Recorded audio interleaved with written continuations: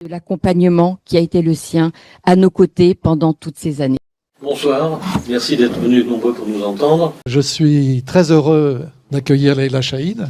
Je ne sais pas si c'est vraiment indispensable que je présente Leïla, mais je vais quand même le faire. C'est pas intéressant. Non, mais je vais quand même commencer avec ça. Mais ils me connaissent. Bonjour tout le monde. Si je n'ai pas eu l'occasion d'embrasser tous mes amis parmi vous, excusez-moi, mais on aurait commencé à 1h30 sinon, puisque comme je disais, c'est presque une réunion familiale.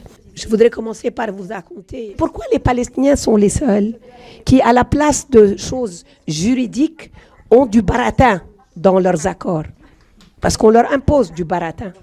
Vos meilleurs alliés, c'est les gens qui font l'information, qui peuvent écrire et témoigner, parce que maintenant on a découvert ce que c'est que les fake news, mais la Palestine souffre de fake news depuis 70 ans, parce que le premier fake news, c'est celui de dire que la Palestine était une terre sans peuple, pour un peuple sans terre. C'est le premier fake news du siècle. Il nous a fallu longtemps pour expliquer que ce n'était pas une terre sans peuple. Comment peut-on être lavé de toute suspicion d'antisémitisme quand on défend la cause palestinienne? Très simple, en citant les Israéliens. Oubliez de citer les Palestiniens, même oubliez de citer l'Irémo. Citez nos amis israéliens. Dites voilà ce qu'a dit. Vous savez ce que Zeev Sternel a dit sur l'apartheid? Beaucoup mieux que ce que je dis. Écoutez ce que dit Michel Warshawski, écoutez ce que dit Ilan Pappé, Abraham Bour, vous avez un spectre très large d'Israéliens. Moi, personnellement, je milite à amener le plus grand nombre d'Israéliens à Bruxelles.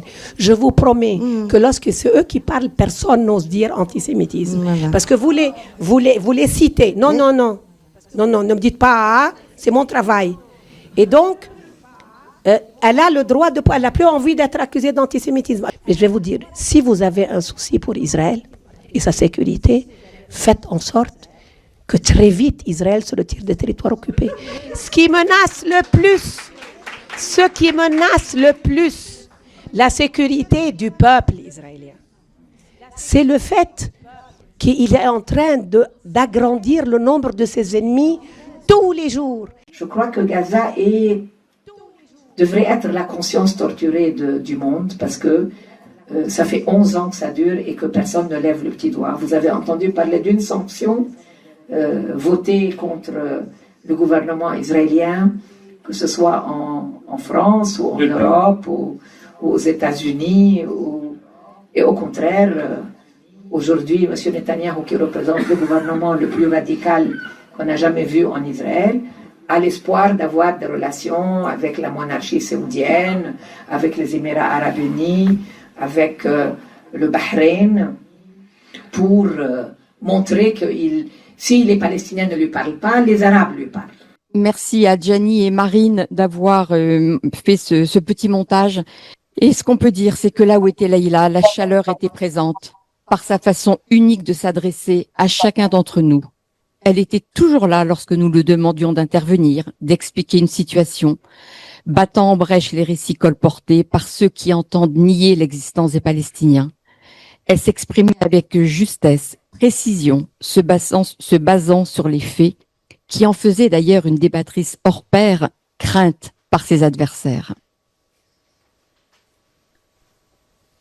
La situation, comme vous le savez, n'a cessé de se dégrader. Les extraits qu'on vous a montrés datent de l'un de 2014 et l'autre de 2018.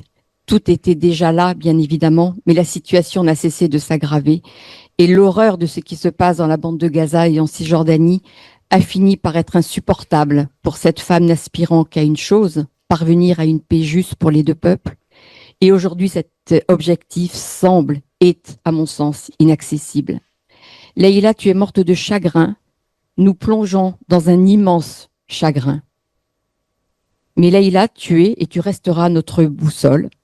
Merci pour tout ce que tu nous as apporté et je te promets que nous continuerons à nous battre pour les Palestiniens et pour que les Palestiniens obtiennent ce à quoi ils ont droit, un État, et ce pourquoi tu t'es battu toute ta vie.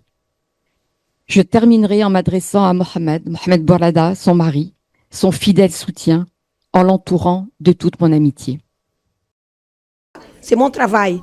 Et donc, elle a le droit elle n'a plus envie d'être accusée d'antisémitisme.